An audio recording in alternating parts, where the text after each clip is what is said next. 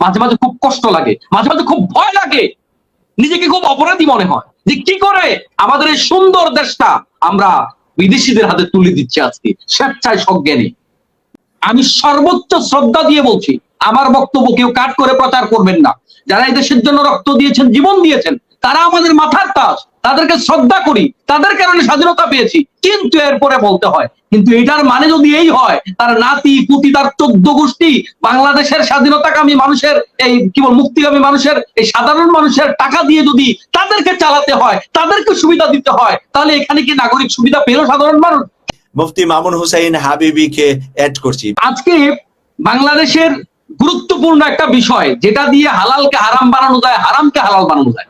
কে যেন একটা কথা বলেছিল, কোন নেতা যেন বলেছিল যে বাংলাদেশে এমন একটা দল আছে যেখানে ঢুকলে একেবারে রাজাকার মুক্তিযোদ্ধা হয়ে যায়, আবার ওখান থেকে ওদের সাথে যদি দূরত্ব থাকে তাহলে মুক্তিযুদ্ধ কখনো কখনো রাজাকার হয়ে যায়। আমি নাম মেনশন করবো না, যাই হোক।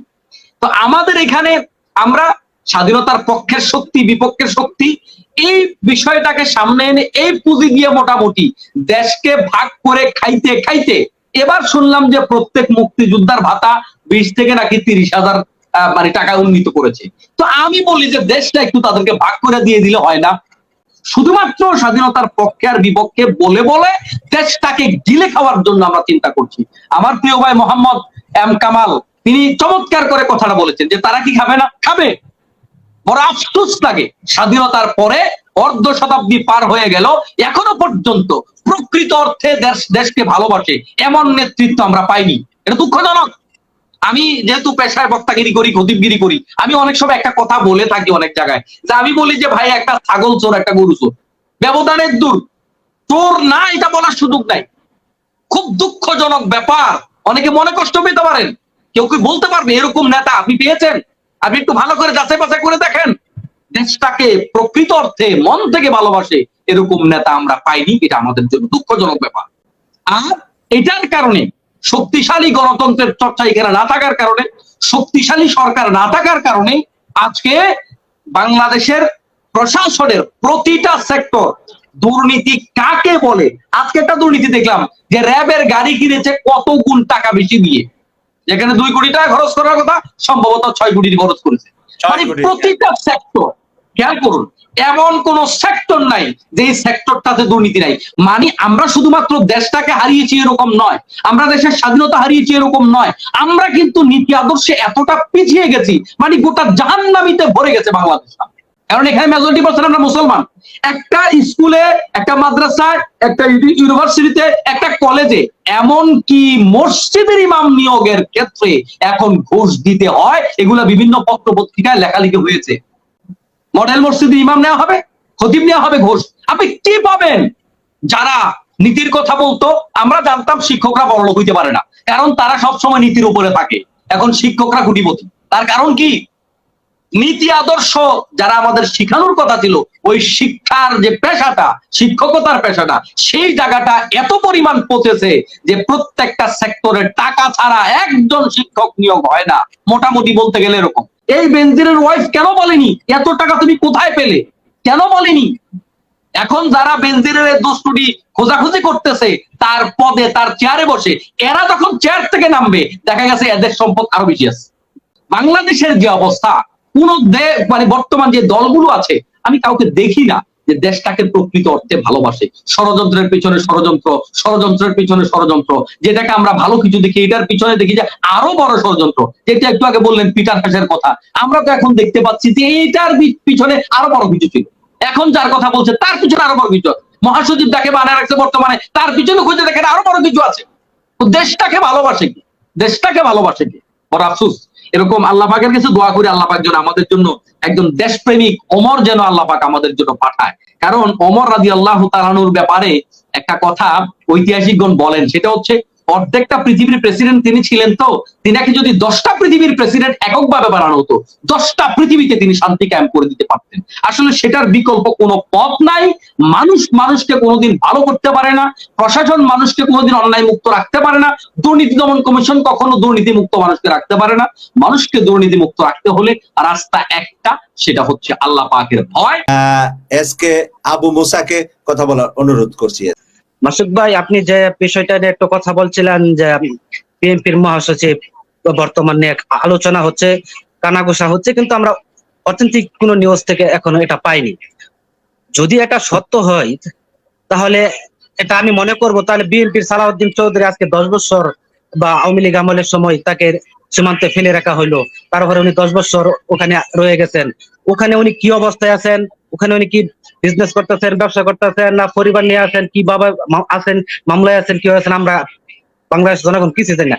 হঠাৎ করে কেন এই সালাউদ্দিন চৌধুরী বিএনপি মহাসচিব এই আলোচনায় চলে আসলো? সালাউদ্দিন আহমেদ সালাউদ্দিন আহমেদ হঠাৎ করে কেন এত বড় একটা গুরুত্বপূর্ণ দায়িত্ব, এত বড় একটা দলের মহাসচিব আলোচনায় চলে আসলো? এটা নিয়ে আমার ব্যাপক প্রশ্ন আছে। বিএনপির যে ঊর্ধ্বতন নেতা কর্মী আছে বা বৃহৎ নেতা, কেন্দ্রীয় নেতা আছে, তাদের ব্যাপক প্রশ্ন। এই ডিসিশনটা যদি সত্যি হয় বা বাস্তবায়ন হয়, তাহলে আমি তারেক রহমানকে জানতে চাই তারেক রহমানের মাধ্যমে যে এই ডিসিশন নেওয়ার আগে নিশ্চিত অত্যন্ত 1000 বার চিন্তা করার দরকার, 1000 বার চিন্তা করার দরকার আছে এখানে বিষয়টা কি হচ্ছে, এখানে ইন্ডিয়ার রয়ে কাজ করতেছে কিনা বা অন্য কিছু বেশি কাজ করছে না, তাকে উনিকে ব্রেন ওয়াশ করা হয়েছে কিনা, এই বিষয়টা নিয়ে আমি না, যারা বিএনপি সমর্থন করে বা বিএনপি দলকে ভালোবাসে তাদের প্রত্যেকটা মানুষের হৃদয়ে, মন থেকে তারা প্রশ্ন আছে বা প্রশ্ন করবে এই বিষয়টা নিয়ে। সালাউদ্দিন সাহেব সম্পর্কে যে কথাগুলা বলা হচ্ছে, আসলে অনেকের অনেক কিছুই ধারণা নাই। সালাউদ্দিন সাহেব কিন্তু অত্যন্ত মেধাবী এবং অত্যন্ত ভদ্র, নম্র এবং অত্যন্ত সৎ একজন আপনার রাজনীতিবিদ। উনি ভারতে আছেন, এটা সত্য কথা। অনেক বছর থেকে ভারতে আছেন, কিভাবে ভারতে গেছেন আমরা সবাই সেটা জানি। উনাকে উত্তরার একটা বাসার থেকে ধরে নিয়ে যাওয়া হয়ে গেছিল, তারপরে ওইখানে ফেলে রাখা হয়েছে। সালাউদ্দিন সাহেব সম্পর্কে এখনো কোনো কনফার্মেশন নাই। উনার সাথে আজকেই কথা হয়েছে আমার দলের সেক্রেটারি সাহেবের সাথে। আমার দলের সেক্রেটারি সাহেব 2বার উনাকে ভারতে যাইয়া, শিলংয়ে যাইয়া দেখে আসছে। আজকে উনি কথা বলছেন, উনি আমাকে কিছুক্ষণ আগে জানালেন যে না, উনার সাথে এখনো পর্যন্ত এই বিষয়ে কোনো কথাবার্তা হয় নাই। সালাউদ্দিন সাহেবকে যে মহাসচিব করা হচ্ছে এই বিষয়ে কোনো কথাবার্তা হয় নাই। একটা জিনিস সবাইকে বুঝতে হবে, আমরা বর্তমানে একটা গেড়াকলের মধ্যে পড়ে গেছি। বাংলাদেশটা অত্যন্ত ক্রান্তিকাল অতিক্রম করতেছে। রাজনীতিতে অনেক কিছুই আপনার একটু সচেতন ভাবে করতে হয়, কখনো কখনো কোনো জিনিসের সাথে আপোষ করতে হয় রাজনীতি এবং দেশের খাতিরে। তো সেই জন্যই আমি বলতেছি, এখানে সালাউদ্দিন আহমেদ সাহেবকে এইভাবে ভুল বুঝার কোনো অবকাশ নাই। উনি অত্যন্ত ভালো একজন মানুষ। উনি ওইখানে ব্যবসা বাণিজ্য কিছুই করতেছেন না। উনার যে বিষয় সম্পত্তি বাংলাদেশে আছে, উনার লক্ষ লক্ষ টাকা ইনকাম আছে বাংলাদেশে, উনার নিজস্ব ব্যবসা বাণিজ্য বাংলাদেশে আছে, উনার ফ্যামিলি মেম্বার্সরা আছে। উনার ওয়াইফ এখানে থাকেন না।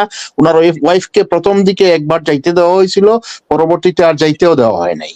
তো উনার টাকা পয়সা খরচ যা হয় বাংলাদেশ থেকে এই টাকা পয়সাগুলো যাচ্ছে, এবং উনি ওইখানে আসতে পারতেছেন না কি জন্য আমরা সবাই সেটা জানি। উনার এগেনস্টে অনেকগুলো কেস আছে। উনি যখনই এয়ারপোর্টে আসবে তখনই এই সরকার উনাকে জেলে ঢুকাবে। তো এই জেলের মধ্যে থাকার চাইতে উনি নির্বাসনে থাকাটাই তো অনেক শ্রেয়। জেলের মধ্যে ঢুকে ওনার লাভটা কি হবে? কোনো লাভ হবে না। বরঞ্চ উনি, তাছাড়া আরেকটা জিনিস জানতে হবে আমাদের সবার, যে সালাউদ্দিন আহমেদ সাহেব কিন্তু আমাদের বিএনপির সবচাইতে উপর আপনার যে কমিটিটা নীতি নির্ধারণের পর্যায়ে কাজ করে সেটা হচ্ছে আমাদের স্ট্যান্ডিং কমিটি। উনি এখনো বাংলাদেশ জাতীয়তাবাদী দলের স্ট্যান্ডিং কমিটির মেম্বার। যে 11 জন 12 জন মানুষ বর্তমানে স্ট্যান্ডিং কমিটিতে আছে, উনি তার মধ্যে একজন। কাজেই উনাকে নিয়ে এইরকম বিভ্রান্তিমূলক কোনো কথাবার্তা বলে কোনো লাভ নাই। আর তারেক রহমান সাহেব বা বেগম খালেদা জিয়া এখনো জীবিত আছেন, এবং বাংলাদেশের স্ট্যান্ডিং কমিটির মেম্বার যারা বাংলাদেশে অবস্থান করতেছেন, প্রত্যেকের বিবেক বুদ্ধি আছে। দলটাকে এইভাবে কেউ যে আপনার বিপদে ফেলে দিবে, বা দলটাকে নিয়ে যে আমরা যে ভারতের সাথে আঘাত করে ক্ষমতায় আসব, এই সমস্ত জিনিসগুলা নিয়ে চিন্তা করা একটু, মানে চিন্তা করে কথা বলাটাই ভালো। আসলে যুগে যুগে যারা সমাজ পরিবর্তন করেছেন, দেশ পরিবর্তন করেছেন, তাদের সংখ্যা অনেক বেশি ছিল না। সংখ্যা দিয়ে সত্য মিথ্যা বিচার হয় না, যে কারণে কোটি কোটি মানুষের সামনে আল্লাহ পাক একজন নবীকে প্রেজেন্ট করেছেন, লাখো মানুষের সামনে একজন নবীকে প্রেজেন্ট করেছেন। আর সেই নবী আলাইহিস সালামগণ লাখো মানুষের বিপক্ষে বক্তব্য দিয়েছেন, একাই বক্তব্য দিয়েছেন।